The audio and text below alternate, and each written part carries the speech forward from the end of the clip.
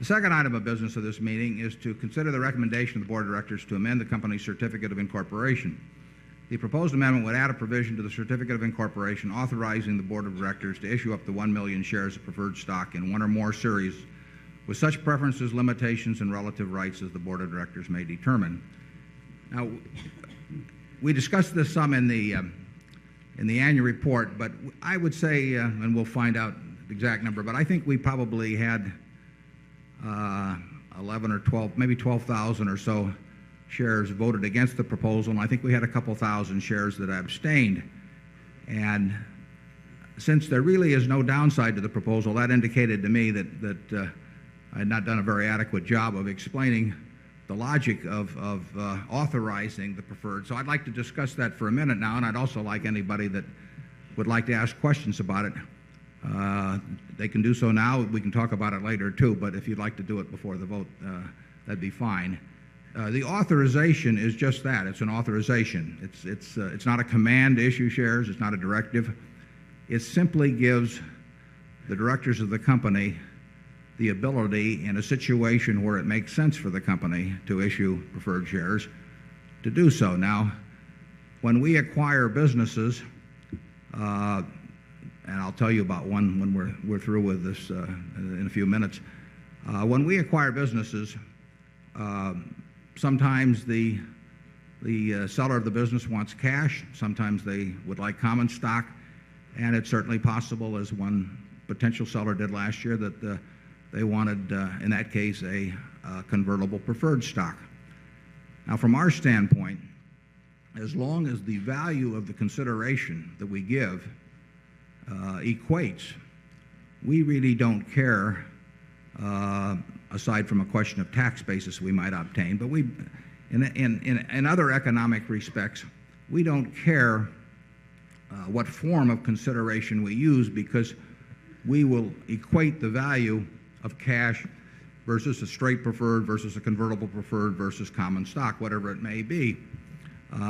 So if the worry is that we will do something dumb in issuing the preferred stock, that's a perfectly valid worry, but you should worry just as much we'll do something dumb in terms of using cash or the common stock. I mean, if we're going to do something unintelligent, we can do it with a variety of instruments. And we will not get more licentious in our behavior or anything, but simply because we have the preferred stock. And the preferred stock, a preferred stock may offer sellers of a business the chance to do a tax-free exchange with us, and they may not want common stock because they may have an ownership situation where they don't want to run the risks of common stock ownership. And that's why our preferred is flexible as to terms, because we could give those people a straight preferred with a coupon that made it worth par at the time we issued it, and then they would know what their income would be for the next umpteen years, and that may be of paramount interest to them. We could issue them an adjustable rate preferred, which, as money market conditions change, would also change its coupon, and then they would be sure of a constant principal value for the rest of their lifetimes. And one or both of those factors could be more important to one seller or another, so that we simply have more forms of currency available to make acquisitions if we have the ability to issue various forms of preferred. Because a preferred stock, if it's properly structured, allows for the possibility of a tax-free transaction with the seller, and that's important to many sellers. Now, in the end, many sellers will prefer cash just as in the past, and probably most of the sellers that don't want cash will want common stock. But we will have a preferred stock available. We're only authorizing 1 million shares because under Delaware law, there's an annual, I think there's an annual fee. I know there's an initial fee, and I think there's an annual fee that relates to the amount of shares authorized. So if we authorized 100 million shares, we would be paying a larger annual fee, which is something Mr. Munger wouldn't let me do. So what we will do if we issue this, we will issue, undoubtedly, we will issue some sub-shares so that the number of shares for taxation purposes is relatively limited, but that we will issue sub-shares to make it easier to make change, essentially, in the market. We may issue, if the occasion demands, we may issue convertible preferred, but that convertible preferred would not be worth any more at the time we issue it than a straight preferred. We would adjust in terms of the coupon and the conversion price and so on. So we can equate various forms of currency to fit the desires of the seller of the business, and this is simply one more tool to do it. There's no downside, like I say, unless we do something stupid. And if we do something stupid with this, we would do something stupid with cash or whatever. So we probably should have done this some time ago, but we never had a case of a seller wanting that form of currency before, and so it just and we always felt we could get it authorized promptly, but there's no reason to lose a couple of months if a transaction is pending to call a meeting to get this on the books. So it's simply one more tool, and if there anybody that has any questions or comments on the preferred, like I say, you can hold them till later, but I'd be glad to have them before we have the vote. Do we have any? Yeah, there's a question over there. If you'll wait just a second, we'll get a microphone to you. When you ask questions now or later, if you'll give your name and where you live, I'd appreciate it. Hi, my name is Dr. Lawrence Wasser. I'm from New York. My question is this. If you want to buy a business and the people in the business want cash, you have to have cash.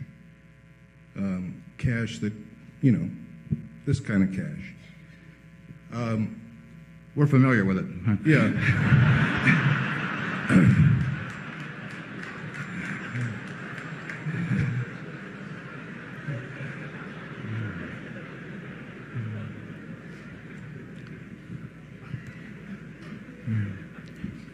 But it strikes me that the preferred isn't really cash. It's fiat currency. That is, it's currency that we can create. That's true. It's like common stock in that respect. It is a form. It's an alternate form of currency, but it is just in terms of common stock, for example. Assuming we had enough authorized, we have an unlimited ability to create currency. Now, if we create it at the wrong price, it dilutes the value of the old currency. But go ahead. Until we vote in the affirmative, which I'm sure that this group will probably do because of their confidence in you, but until we vote in the affirmative, it doesn't exist.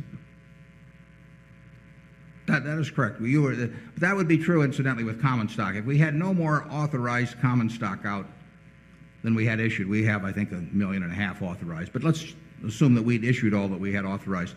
Until more was authorized by the shareholders, it would not be available to be issued. But if more were authorized by the shareholders, then isn't it true that the value of the shareholders' holding would be diluted?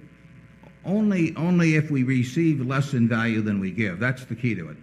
I mean, if we issue $200 million worth of preferred and we receive a business that's only worth $150 million, there's no question you're worse off than before. So are we, incidentally. But we're all worse off.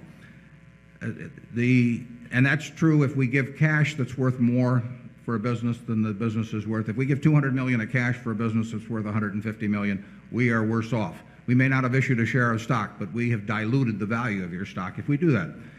As long as we get value received in terms of whether of cash, common stock, or preferred stock, then you are not diluted in terms of value. It's an important point. And obviously a number of companies, as you may have, Charlie and I have commented about in reports and elsewhere, a number of companies, in our opinion, have issued common stock, particularly, which has a value greater than what they receive. And when they do that, they are running what John Medlin of the Wachovia called a chain letter in reverse. That's cost American shareholders a lot of money. I don't think it'll cost them any money at Berkshire, but it's a perfectly valid worry for shareholders to have, because a management can build an empire just by issuing these little pieces of paper, which which they feel don't cost them anything. I think Charlie had one story about that in the past. You want to comment on that, Charlie? No names basis, of course. There was a particular bank where one of the officers wanting stock options pointed out to the management that they could issue all these shares and it didn't cost anything. Now imagine hiring a manager who thinks that way and paying them money to behave like Judas in your very midst.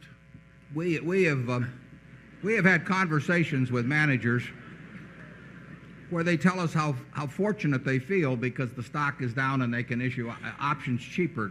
Now, if they were issuing those to third parties, I'm not sure whether they'd have exactly the same attitude, but we have no feeling that we're getting richer when we issue shares. We have a feeling we're getting richer when we get at least as much value in a business as the shares are worth that we issue. And we don't intend to issue them under any other circumstances, but it's a perfectly valid worry.